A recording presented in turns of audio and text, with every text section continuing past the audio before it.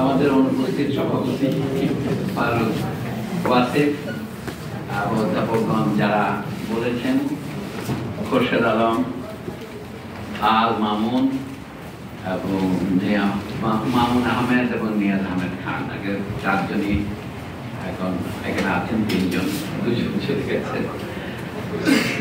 আমার নামটা একটু সংক্ষিপ্ত করে বলেছেন খোরশেদ, আমি আল মামুন এটা একটু বাড়িয়ে বলি, আব্দুল আল মামুন।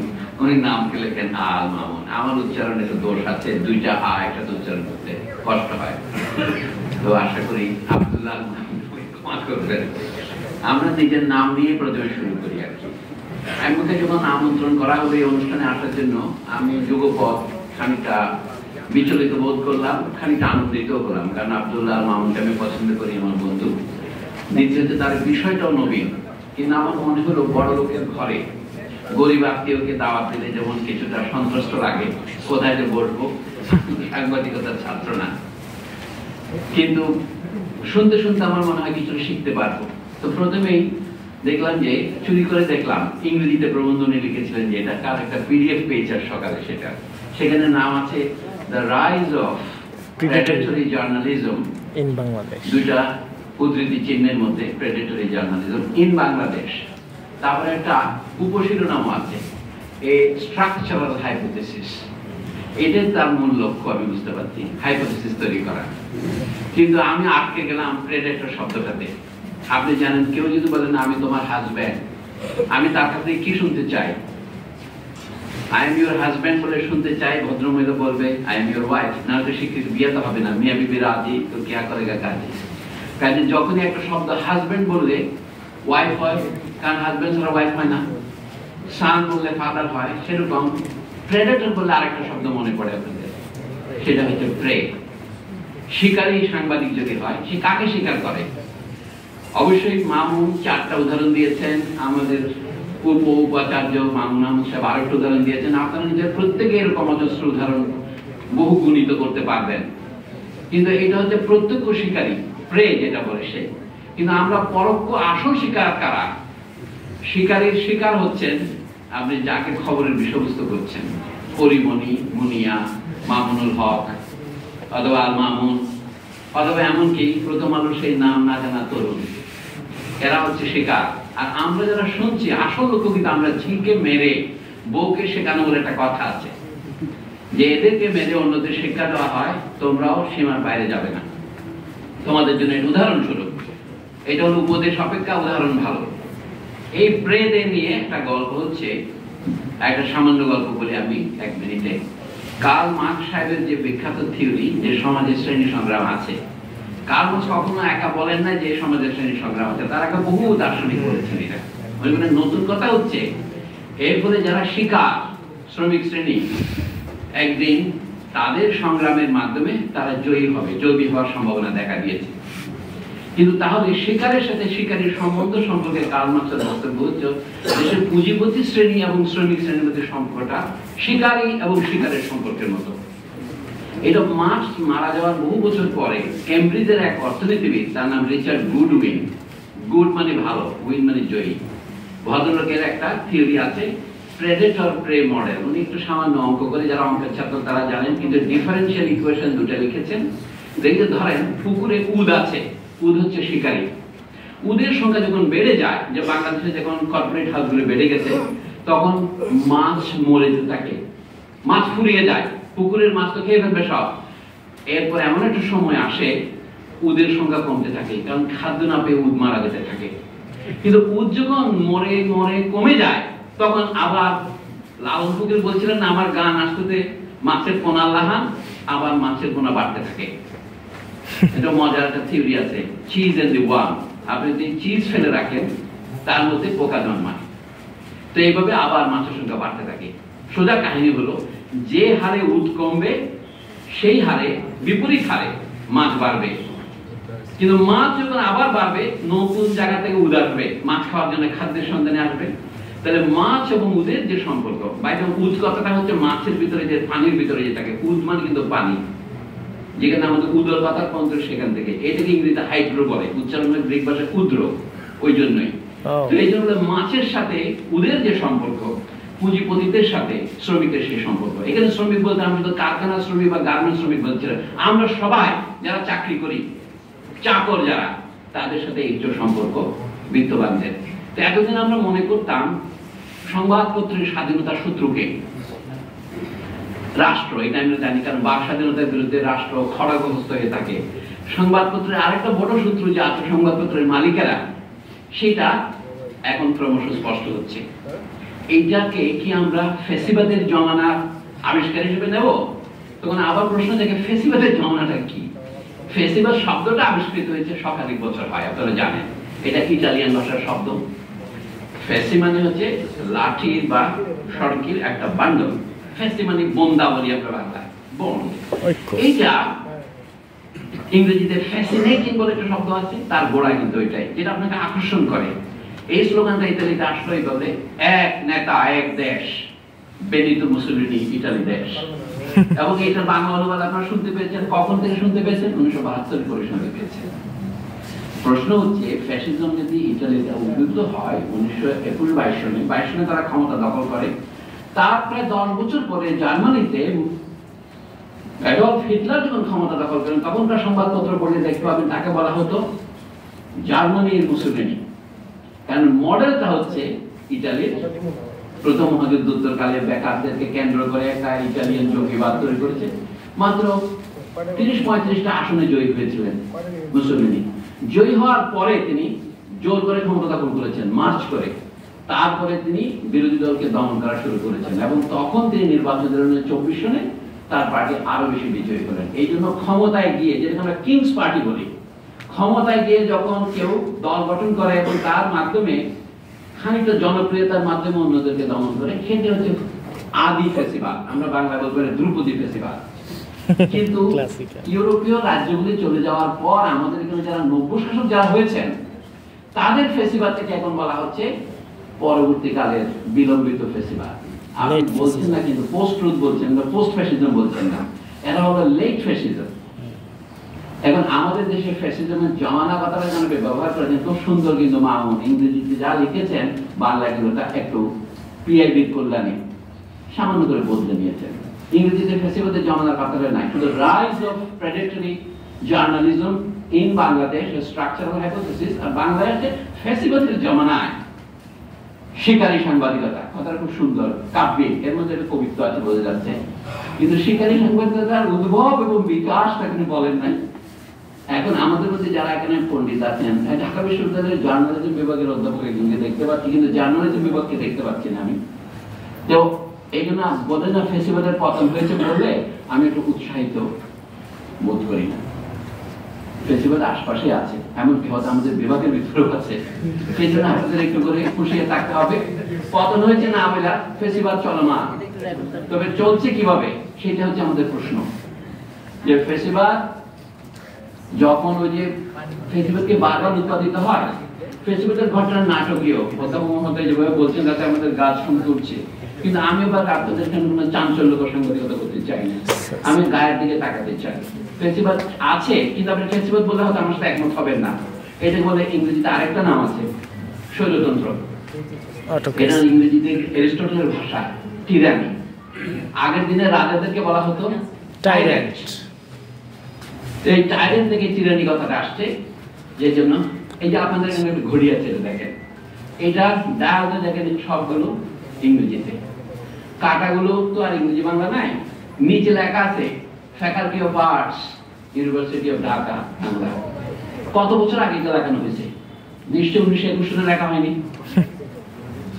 হ্যাঁ, তো এই যে লেখা হয়েছে 2003 থেকে এই পর্যন্ত ঢাকা বিশ্ববিদ্যালয়ে। এইখানে দেখেন ইংরেজি আরসি মজুমদার, এটি ইংরেজি স্টাইল করলো। আরসি মানে কি? বাংলা এক রমেশ চন্দ্র, ইংরেজিতে আবার দুটো হয়ে গেল, রমেশ এবং চন্দ্র। আবার আর্টস অডিটোরিয়াম, এখানে দেখেন আর্টস ফ্যাকাল্টি। এটা তো কারো চোখে পড়ছে না, কারো কাছে এটা আমি তো বলি যে এটা ফ্যাসিজম, আপনারা আমাকে এখানে বের করে দেবেন, কারণ এটা কারণ আপনার চিন্তায় হচ্ছে না। কিন্তু এটা হচ্ছে প্রতিদিন ফ্যাসিজম পুনরুৎপাদিত হচ্ছে। বাংলাদেশের রাষ্ট্রভাষা বাংলা, এখন যে অকার্যকর সংবাদ কি বলি এটা সংবিধান, এই সংবিধানও লেখা ছিল রাষ্ট্র প্রজাতন্ত্রের রাষ্ট্রভাষা বাংলা। এটা বাতিল করে আপনারা যে রাষ্ট্রভাষা ইংরেজি ঘোষণা করেন, আমি প্রতিরোধ করতে পারবো না। সেটাকে আপনারা কি বলবেন? বলবেন এলিটিজম, ইম্পিরিয়ালিজম, ফ্যাসিজম তো বলবেন না। কিন্তু বাংলাদেশে ঢাকা বিশ্ববিদ্যালয়ের অডিটোরিয়ামের নাম, মানে যেন বাংলায় অডিটোরিয়াম কথাটা আমরা পারি না, ঠিক আছে রাখেন। আচ্ছা, প্রেস কি? সব জায়গাতে প্রেস, যেমন আমরা যে প্রতিষ্ঠানের নামে সংবাদ করছি, এটা ব্যক্তি সমালোচনা হিসেবে বলছি না, প্রেস ইনস্টিটিউট বাংলাদেশ, পিআইবি। প্রেসের কি অনুবাদ করবেন? Press club. অনুবাদ করার দরকার নাই, অফিস যেমন করি না, টেবিল যেমন করি না, প্রেস রাখা যায়। কিন্তু এই যে অকার্যকর আমাদের সংবিধান, তাতে লেখা হয়েছে কি ফ্রিডম অফ দি প্রেস এর অনুবাদ কি লিখেছে? সংবাদপত্রের স্বাধীনতা। ওটা ভালো লাগে না, লিখছে সংবাদ ক্ষেত্রের স্বাধীনতা। কারণ পত্রের সাথে অন্যান্য জিনিস আছে। আপনারা যেটা নাম দিচ্ছেন এখন মিডিয়া। জার্মানির কবি গেটের কথা আমি বহুবার বলেছি, কারণ আমার তো কথাবার্তা স্টক কমে গেছে, এখন একই কথা ভালোভাবে বলতে হচ্ছে। সেটা হচ্ছে যে মাত্র একটি ভাষা জানে, সে কোনো ভাষায় জানে না। কথাটা আক্ষরিক করতে নিলে আপনারা কষ্ট পাবেন মনে। আপনি তো অবশ্যই একটা ভাষা জানেন, সেও ভাষা জানে, কিন্তু ভাষা কি এটা বুঝতে হলে আমাদের দুটো ভাষা জানা দরকার। এই জন্য বলেন, যখন ইংরেজি আর বাংলা অনুবাদ করা শুরু করেন, তখন টের পান কোথায় আমাদের সীমা, কোথায় আমাদের শক্তি। প্রেসের অনুবাদ করেছে আনিসুজ্জামান সাহেবরা সংবাদ ক্ষেত্র। ভালো মন্দের মন্তব্য আমি করছি না, খবরটা জানাচ্ছে। আমার কাজ হচ্ছে খোরশেদ আলমের মতো। খোরশেদ মানে সূর্য, ও কিন্তু সূর্যটা লিখতো না, আগে খো আলম লিখতো। আচ্ছা, আমার নামকে ছোট করে লিখলাম, কোনো আপত্তি নেই, কিন্তু ওর নামকে আমি ছোট করবো না, ও নিজেই করতো খো আলম। তা আমাদের পৃথিবী তো খো আলম হয়ে গেছে। খোরশেদ আলম কেন খো আলম হয়? খোরশেদ আলম হচ্ছে এই জগতের সূর্য, জগৎ জ্যোতি। আমাদের এইভাবে কি নাম অনুবাদ করা যায়? যায় না। ঢাকা বিশ্ববিদ্যালয় যখন তৈরি হয়েছিল, নাম ছিল ঢাকা ইউনিভার্সিটি। কোন অবসরে কিভাবে ঢাকা বিশ্ববিদ্যালয়ের নাম চালু হলো আমি জানি না, গবেষণা করবেন। এই জন্য বলছি, ফ্যাসিজমটা আমাদের প্রতিদিনের জীবনে আছে। মানে সংখ্যাগরিষ্ঠ মানুষের মতামতকে উপেক্ষা করে তার উপরে নিজের মত চাপিয়ে দেওয়া, লাঠির জোরে অথবা টাকার জোরে অথবা অন্য জোরে, এটা হচ্ছে ফ্যাসিজমের সাধারণ বৈশিষ্ট্য। কিন্তু ফ্যাসিজমের বিশেষ বৈশিষ্ট্য হচ্ছে ইটালিতে অথবা জার্মানিতে যা করেছে, অথবা যুদ্ধের আগে, দ্বিতীয় যুদ্ধের আগে স্পেনে কি করেছে। ফ্যাসিজম সারা পৃথিবীতে একটা মতাদর্শ এবং একটা ব্যবস্থা হিসেবে চালু হয়েছিল, এবং তার বিরুদ্ধে লড়াইয়ের নাম ছিল অ্যান্টি ফ্যাসিস্ট কোয়ালিশন, নাম ছিল পপুলার ফ্রন্ট। কিন্তু আমাদের দেশে অনেক বড় বড় সাংবাদিক এখন দেখি যে গত রেজিমকে ফ্যাসিস্ট বলা যাবে না, তারা ফ্যাসিস্ট বলতে রাজি নন। তার মধ্যে একজন সুবিখ্যাত সাংবাদিক হচ্ছেন জাহিদুর রহমান ডাক্তার। উনি বলছেন না, আমি এটাকে চোরতন্ত্র বলবো, ক্ল্যাপটোক্রেসি বলবো, কিন্তু বৈশিষ্ট্যটা হচ্ছে যখন মুক্তিযুদ্ধের চেতনা কথাটা ব্যবহার করা হয়, তখন বোঝা যাচ্ছে এটা ফ্যাসিজমের লক্ষণের পুরোপুরি বৈশিষ্ট্য। কারণ মুক্তিযুদ্ধ ছিল বাংলাদেশের এই পর্যন্ত ইতিহাসের সবচেয়ে জনস্বার্থ সম্বলিত এবং জনপ্রিয়, জনসম্পৃক্ত ঘটনা। সেইটাকে ব্যবহার করা হচ্ছে একটা দলতন্ত্র শুধু নয়, ব্যক্তিতন্ত্র তৈরি করার জন্য। ফ্যাসিজমের একটা বৈশিষ্ট্য হচ্ছে এক নেতা এক দেশ, এই স্লোগান। ফ্যাসিজমের আরেকটা বৈশিষ্ট্য হচ্ছে এটাকে জনপ্রিয়, জনস্বার্থের প্রতিনিধি হিসেবে দেখানো। ইটালি যেমন দেখা হয়েছিল, আমরা ইটালিকে আবার ঋত গৌরব পুনরুদ্ধার করব। মার্কিন দেশের বর্তমান প্রেসিডেন্ট ইলেক্ট যিনি হয়েছেন কয়েকদিন পরে, তার স্লোগানের মধ্যে make America great again, make Greenland great again, এগুলো হচ্ছে ফ্যাসিজমের লক্ষণ। ওদের ফ্যাসিজমটা সারা পৃথিবীতে অনুরণন তৈরি করে, আমাদের ফ্যাসিজম আমাদের দেশের ভিতরে সীমিত থাকে। কিন্তু আমরা একটা খারাপ উদাহরণ স্থাপন করি, এটা অন্যরা অনুসরণ করবে। আপনি আচরিক ধর্ম অপরে শেখাও, এটা আমাদের প্রত্যেক ক্ষেত্রেই হয়েছে।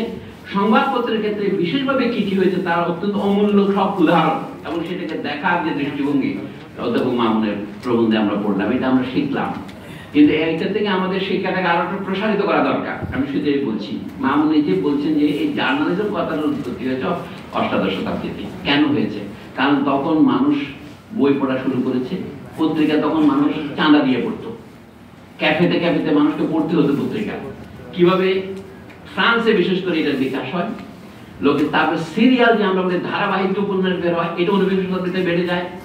বালজাকের লেখার সময় আপনারা সেটা জানেন, কথাটা খেয়াল করেন না, জার্নাল কথাটাই ফরাসি ভাষা থেকে এসে, জুল মানে দিন, দিনলিপি, এটা হচ্ছে জার্নাল, সেখান থেকে জার্নালিজম। তার সাথে বাংলা সাংবাদিকতার সম্পর্ক কি?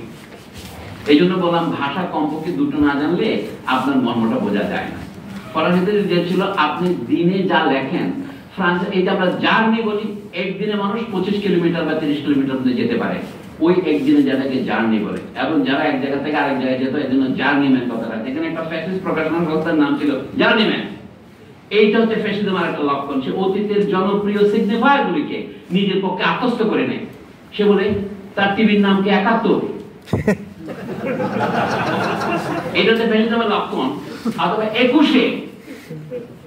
এগুলি হচ্ছে আত্মসাৎকরণ। টিভির নাম ২১ দেওয়া, আপনি বলে ২১ দাম দেবেন না, এটা আমাদের ন্যাশনাল সিম্বল, কেন ৭১ দেব না?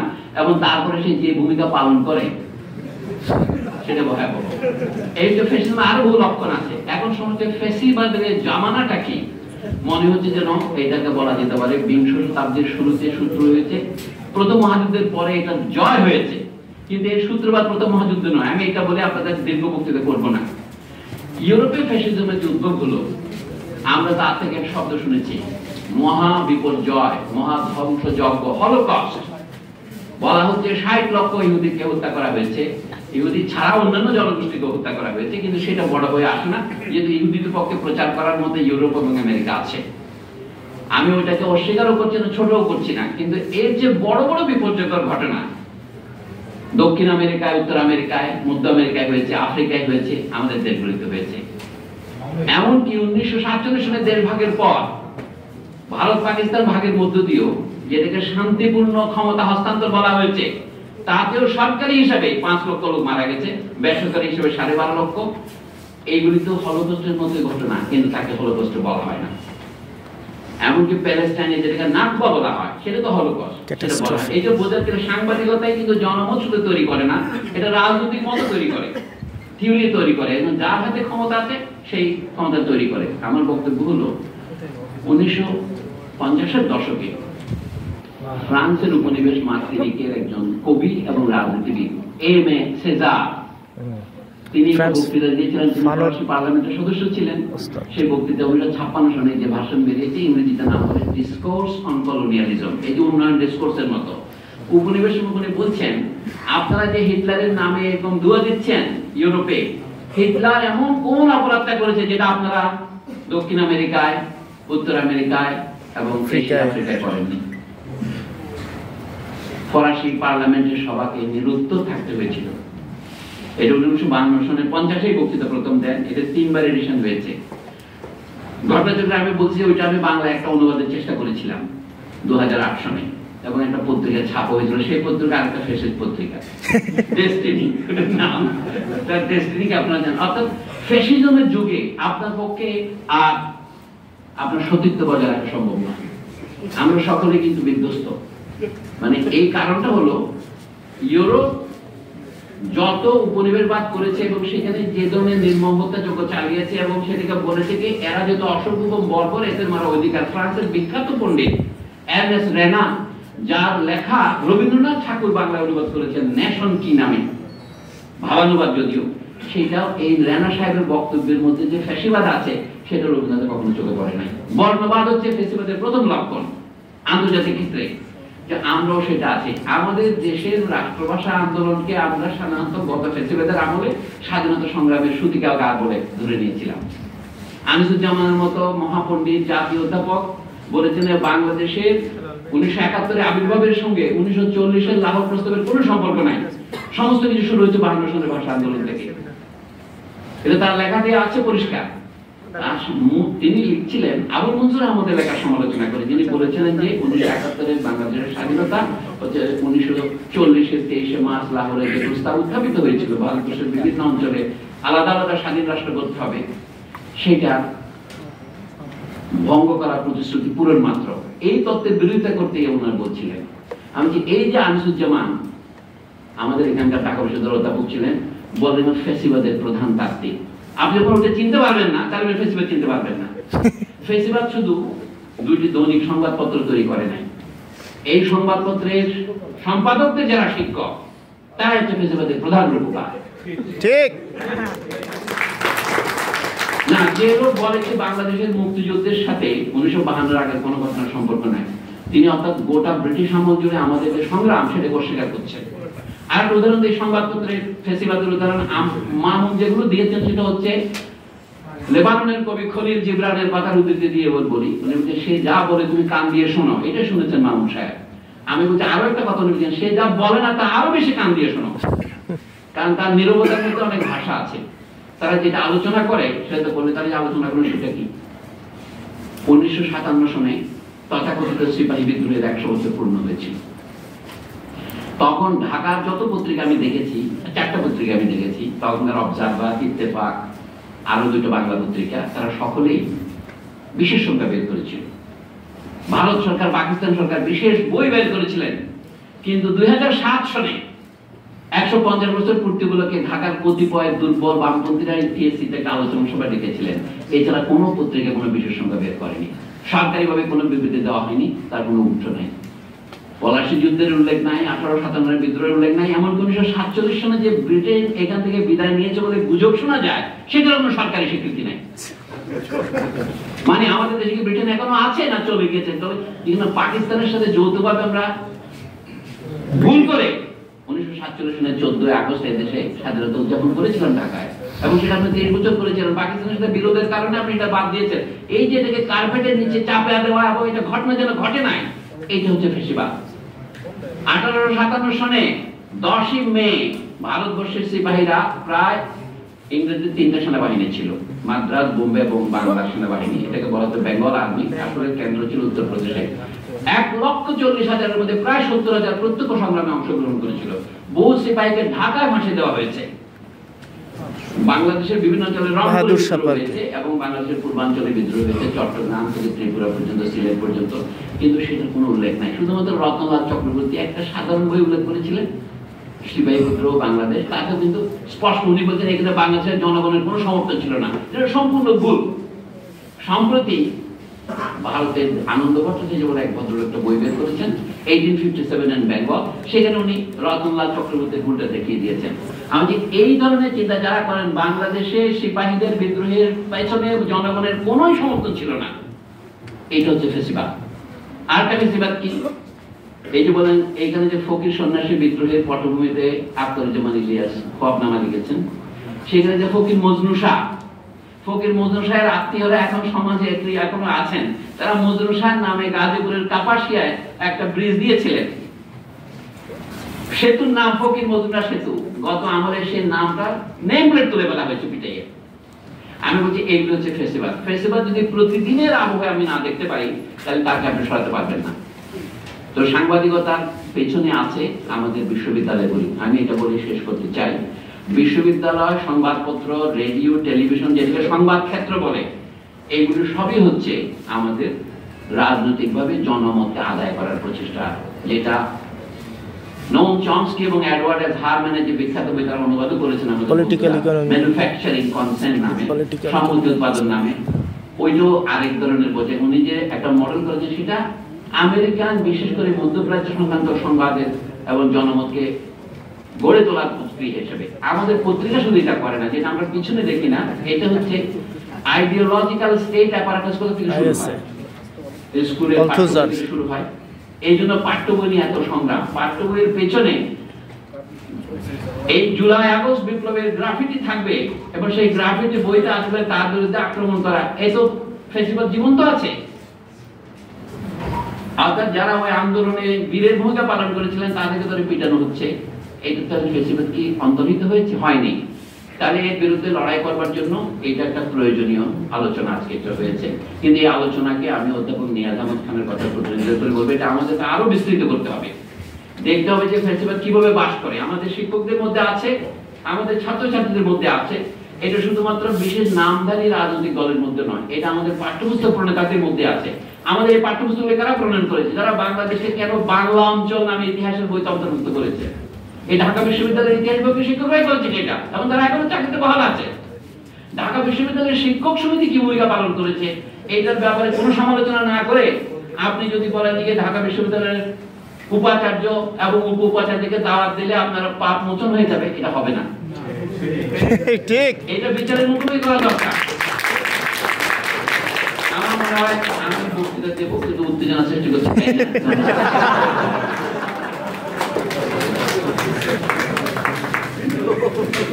ধন্যবাদ স্যারকে, স্যারের বক্তব্যের জন্য। আসলে